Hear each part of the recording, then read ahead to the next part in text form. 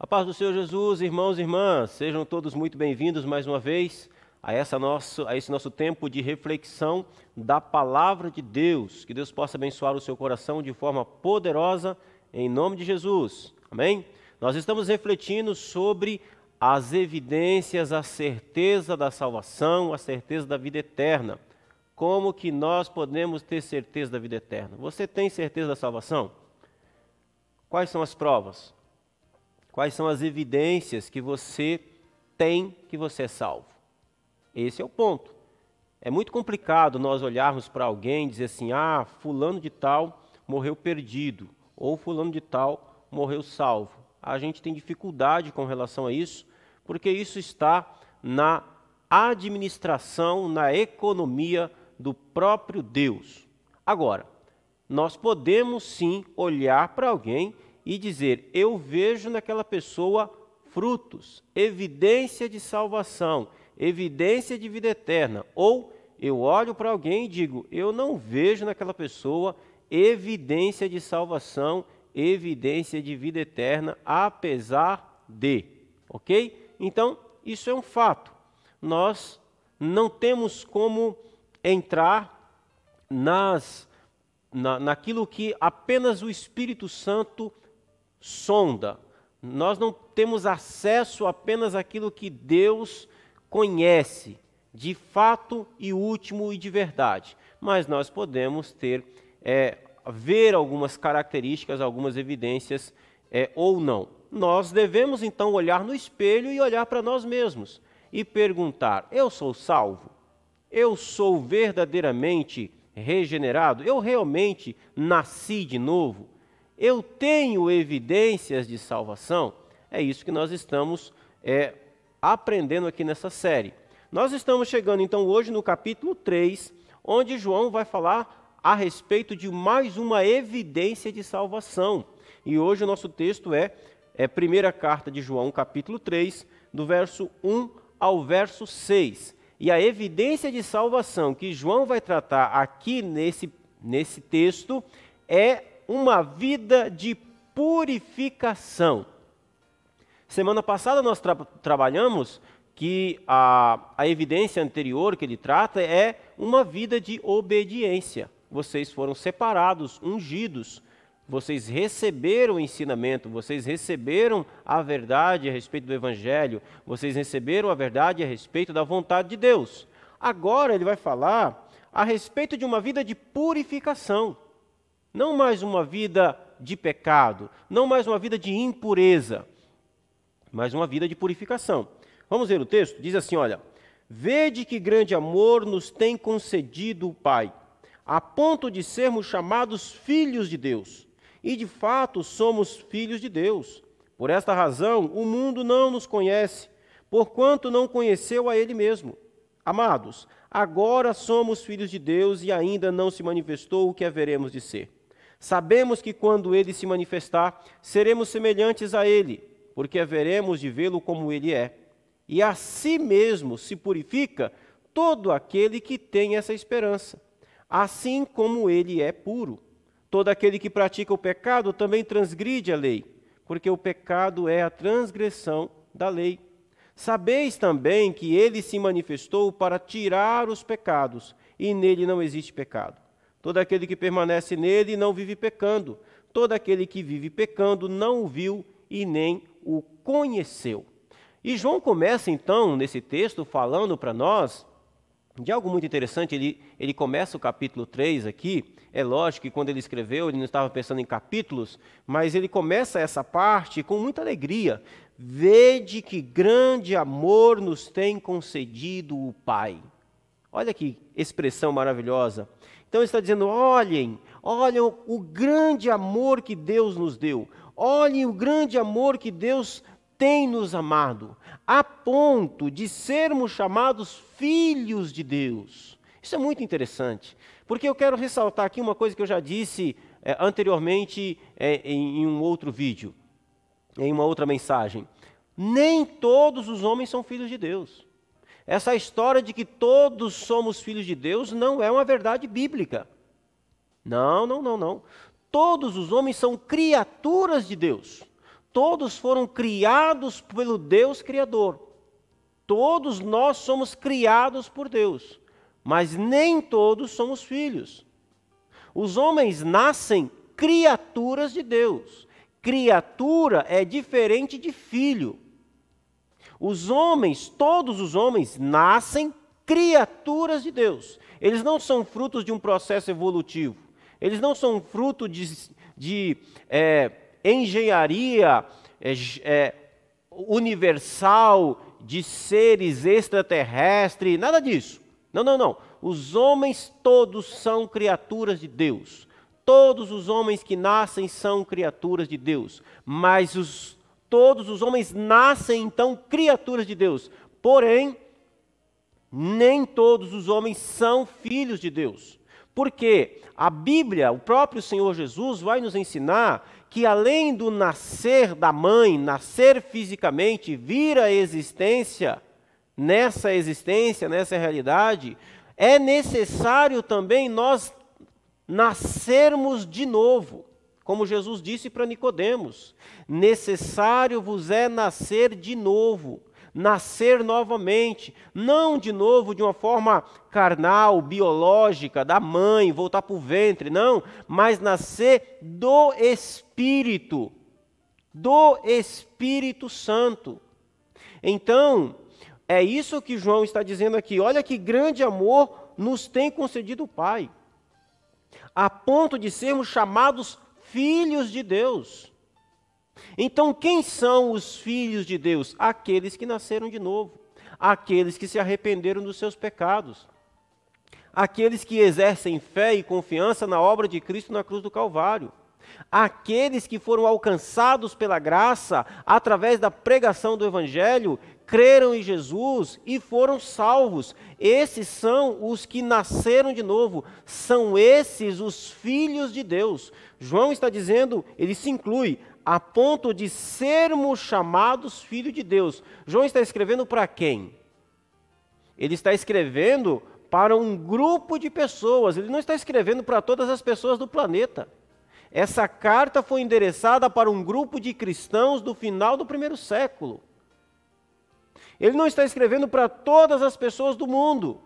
E ele se inclui, ele está dizendo, a ponto de nós, vocês a quem eu estou escrevendo, e eu, nós que cremos no Senhor, nós que nascemos de novo, nós que podemos perceber as evidências da salvação, nós a ponto de sermos chamados filhos de Deus. Portanto, se você está aí e não passou pela experiência do novo nascimento, não passou pela experiência do arrependimento, da fé, você que não foi chamado ainda à salvação pelo Evangelho, ou foi chamado, mas ainda não atendeu ao apelo do Espírito Santo, você não é filho de Deus. Criatura. Pastor, é a Bíblia que está dizendo. Perceba? Quer ser chamado de filho de Deus? Ok. Aceite Jesus como Senhor e Salvador da sua vida. Aceitou Jesus como Senhor e Salvador da sua vida? Nasceu de novo? Olha que coisa maravilhosa. João diz, olha que bênção. Olha que amor maravilhoso nos tem concedido o Pai. Que grande amor. Nós somos chamados filhos de Deus. E aí João reforça essa ideia dizendo, e de fato somos filhos de Deus. De fato, de verdade. Não é um conceito, uma ideia, algo vago.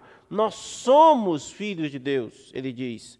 Por essa razão, ok, olha que coisa interessante. E por esta razão, porque somos filhos de Deus. Cadê a evidência? É aqui que ele vai entrar. Se você realmente é filho de Deus, tem evidência de que você é filho de Deus. Por essa razão, o mundo não nos conhece. Nós somos filhos de Deus, portanto o mundo não nos conhece. Perceba que, quem é esse mundo que João está tratando aqui? É o planeta Terra? Não. O mundo aqui é um sistema humano afastado de Deus. E o que é esse sistema humano afastado de Deus? Esse sistema humano afastado de Deus é constituído por pessoas. Então a divisão está muito clara aqui. Existem aqueles que são chamados aqui por João de filhos de Deus, e existem aqueles que João chama de mundo. Um é um grupo de pessoas que nasceu de novo e foi salvo. ou foi salvo e nasceu de novo. O outro é um grupo de pessoas que rejeitam a salvação, rejeitam o evangelho, rejeitam Cristo. E ele chama esse pessoal de mundo. Então João está dizendo, olha, por essa razão, porque nós somos filhos de Deus, porque nascemos de novo, porque recebemos o amor de Deus em nós, ele vai dizer, por essa razão o mundo, esse outro grupo, esse sistema, não nos conhece. E a palavra conhecer, aqui para João, ela é muito importante, porque a palavra conhecer aqui não significa conhecer de aparência. Conhecer aqui significa conhecer com intimidade. Essa palavra é sempre usada na Bíblia também para se referir é usada também para se referir às relações sexuais íntimas.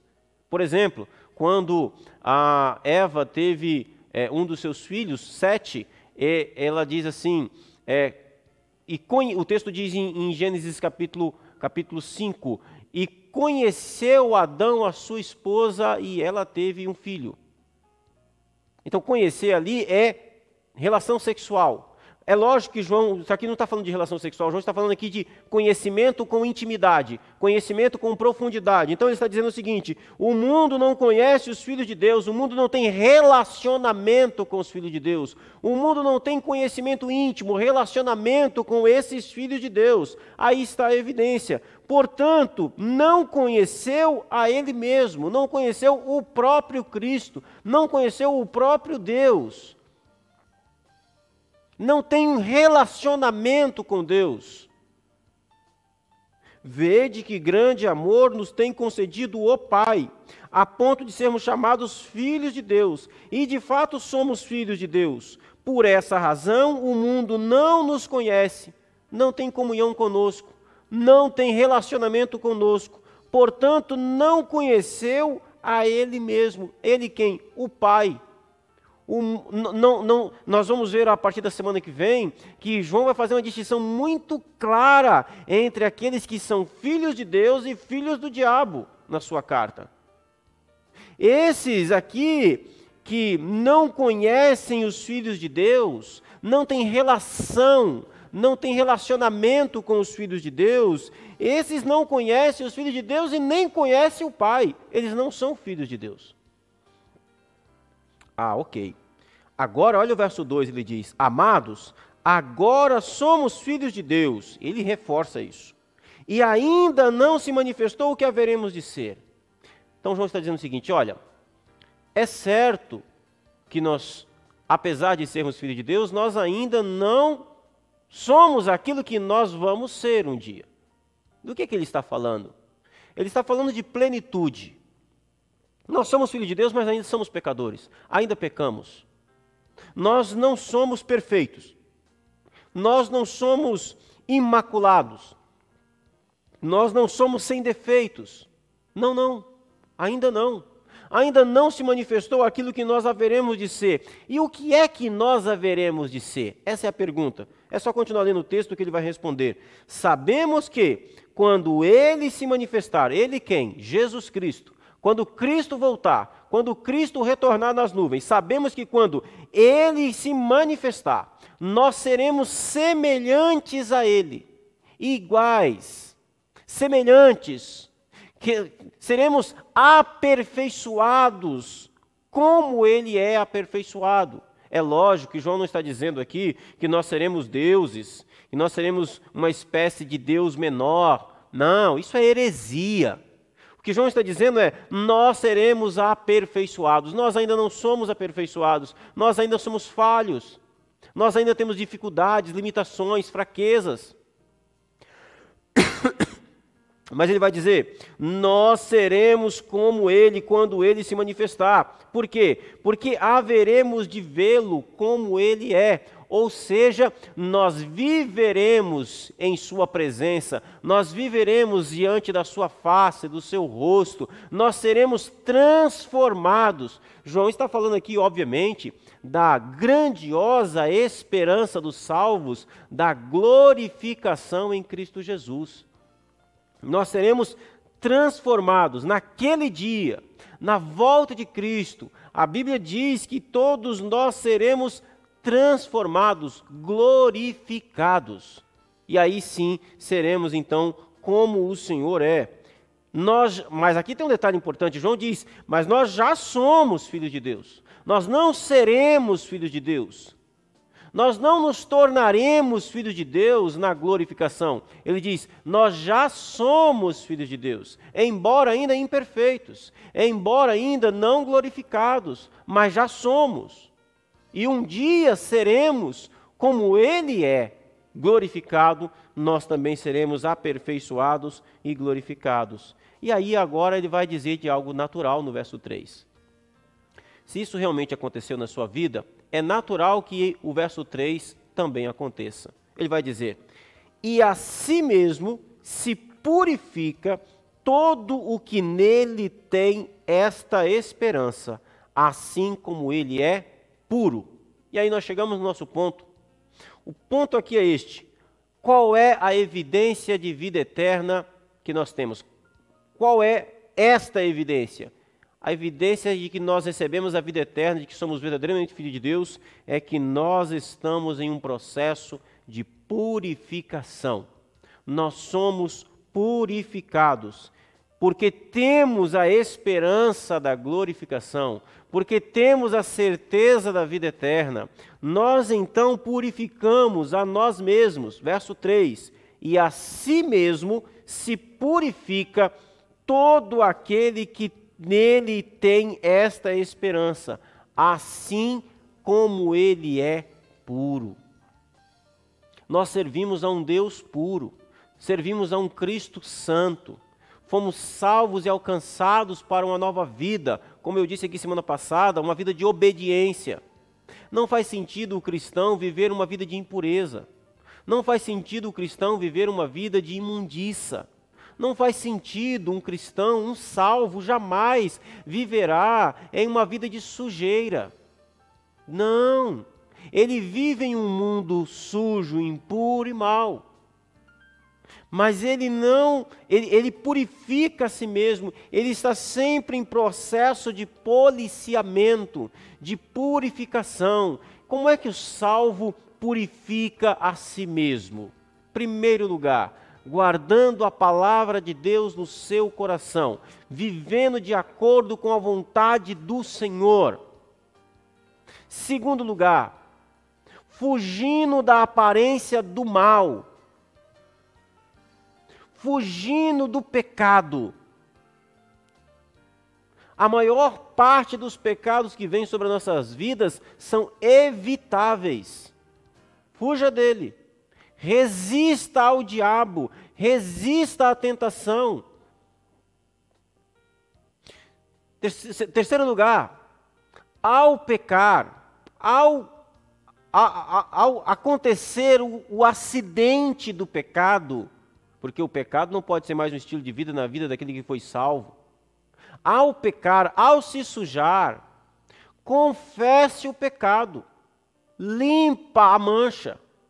Confesse o pecado, arrependa-se do pecado, arrependa-se de ser pecador. Quarto lugar, confie na obra de Cristo na cruz do Calvário, confie no sangue purificador, confie que há perdão, é assim que o salvo purifica a si mesmo. Se essas coisas acontecem na sua vida, é sinal de que você está em processo de purificação. E aí então existe evidência de salvação, de vida eterna, de nova vida em Cristo Jesus. E aí ele continua dizendo, todo aquele, portanto, agora ao contrário, que pratica o pecado, também transgride a lei, porque o pecado é a transgressão da lei. Praticar o pecado é o mesmo que transgredir a lei. Praticar o pecado é o mesmo que desobedecer à lei de Deus. Praticar o pecado, o que é praticar o pecado? É viver em desobediência à vontade conhecida e estabelecida por Deus. É viver um estilo de vida como se não existisse lei. É viver um estilo de vida a ignorar a vontade de Deus, revelada na sua santa lei, na sua palavra. O pecado é a transgressão da lei. Sabeis, verso 5, também, que aquele que se manifestou para tirar os pecados, e nele, sabeis também que ele se manifestou para tirar os pecados, e nele não existe pecado. Por que que nós devemos viver uma vida de purificação? Por que que os verdadeiros salvos, por que que aquele que tem as evidências da salvação vive uma vida de purificação? Porque Deus é melindroso? Porque Deus tem preciosismo? Não. O salvo, aquele que tem a vida eterna, ele vive uma vida de purificação, porque Cristo já se manifestou, foi cravado na cruz, foi exposto ao madeiro, foi morto em nosso lugar, já se manifestou para tirar os pecados, para tirar a culpa, para nos livrar do pecado. Ele já veio para resolver o problema do pecado. Preste atenção, antes da salvação, antes de Cristo, você não tinha como escapar do pecado. Era impossível. Porque você e eu éramos escravos do pecado, estávamos debaixo do regime da sua lei, da sua autoridade, da sua ordem. O pecado era como um senhor dono de escravos. Era não, é. Era para aqueles que estão em Cristo. Para aqueles que estão em Cristo, Cristo é o novo Senhor. O pecado não é Senhor mais. Mas aqueles que estão sem Cristo, o pecado ainda é um Senhor que ordena, que manda. A desobediência, a transgressão, a prática do pecado. Então, o que João está dizendo aqui é o seguinte: irmãos, nós devemos viver uma vida de purificação, e aqui está a evidência da salvação, porque Cristo se manifestou para tirar os pecados. Ele veio para arrancar os pecados. Nós não temos mais que viver uma vida na prática do pecado. Nós não temos mais que viver uma vida em sermos pecadores. Não como um estilo de vida, não como antes. Fomos libertos. E aquele que veio tirar o pecado... Então, em primeiro lugar, por que nós devemos viver uma vida de purificação? Porque Cristo veio nos libertar do poder do pecado. Cristo veio arrancar o pecado de nós. Veio tirar a culpa do pecado de nós. Isso chama-se purificação. Ele nos limpou. Ok? Você está limpo. Em Cristo, limpo. Ora, estando limpo, por que alguém estando limpo iria se sujar novamente? Iria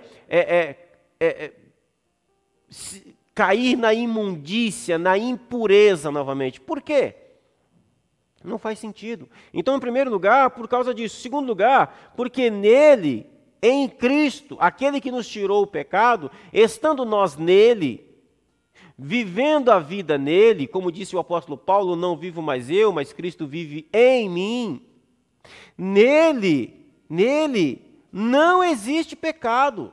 É por isso que o apóstolo Paulo ensinou que aquele que se deita com a prostituta, o pecado dele é muito grave, porque ele está colocando o seu corpo, como membro do corpo de Cristo, está entregando isso à prostituição. E aí o apóstolo Paulo pergunta: como nós uniríamos o corpo de Cristo ao corpo da impureza, da prostituta?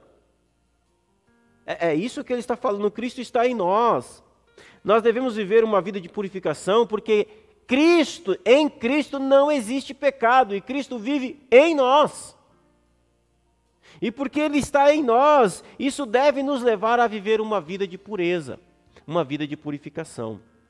E para irmos para o final, para a conclusão, verso 6, o apóstolo João continua dizendo: todo aquele que permanece nele não vive pecando. Olha que coisa interessante. Todo aquele que vive pecando não o viu, e nem o conheceu.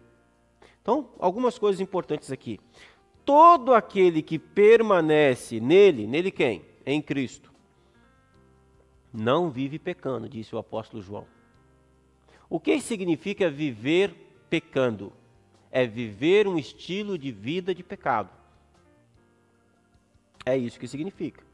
João não está dizendo aqui que nós não pecamos mais. A gente já tratou disso lá no capítulo 2. Finalzinho do capítulo 1 e início do capítulo 2. Aquele que diz que não peca é mentiroso.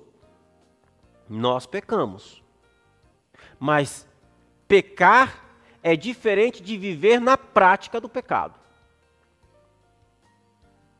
Jesus disse para os judeus que eles eram escravos do pecado, filhos do diabo, porque eles viviam na prática do pecado. Eles eram escravos de Satanás, escravos do pecado. E conhecereis a verdade vos libertará. Eles disseram, como nós seremos livres se nós nunca fomos escravos de ninguém? Eu acho que eles esqueceram dos 430 anos do cativeiro do Egito, mais os 70 da Babilônia. Mas Jesus não estava falando dessa escravidão humana. Jesus estava falando, vocês ainda são escravos, escravos do pecado. Todo aquele que pratica o pecado é escravo do pecado. Mas se o Filho libertar vocês, verdadeiramente vocês serão livres. Porque então vocês vão conhecer a verdade, e a verdade vai libertar vocês. É isso que João está dizendo. Aquele que permanece nele, em Cristo, não vive mais no estilo de vida de pecado, na prática do pecado. Não vive pecando. Ele peca, mas não vive pecando. É diferente. Deixa eu dizer uma coisa como que é diferente. Dá um exemplo para você. Viver na prática do pecado é um estilo de vida de pecado, onde o homem tem consciência sim do seu pecado, mas ele permanece. O pecado não lhe traz nenhuma dor, nenhum peso de consciência. O máximo que pode trazer é um sentimento de remorso, de culpa, mas não leva ao arrependimento. Ele não se arrepende do que faz. Isso é viver na prática do pecado. Isso é viver um estilo de vida de pecado. Ignorar a vontade de Deus, viver como se não fosse existir amanhã. É viver como se um dia não fosse prestar contas dos seus atos diante do Deus Santo, diante do trono de Deus. O que é? Isso é viver na prática do pecado. E o que é pecar sem viver na prática do pecado? É quando o pecado é um acidente na nossa trajetória. Acidentes você não planeja. Acidentes você evita. Acidentes você se cerca de segurança para que eles não aconteçam. Aí está. Mas mesmo assim, mesmo cercando, mesmo vigiando, de vez em quando acontece. Não foi planejado. Não foi buscado. Não foi procurado ao pecar. Não é um esforço que é feito para pecar. Nós ainda pecamos, mas o pecado não pode ser mais um estilo de vida em nós. Ele precisa ser um acidente. E quando ele acontece, você se arrepende. Você quer deixar, você quer abandoná-lo. Essa é a diferença. Então João está dizendo, todo aquele que permanece nele, em Cristo, não vive na prática, não vive pecando. Porém, todo aquele que vive pecando, vive na prática do pecado, não viu a Cristo,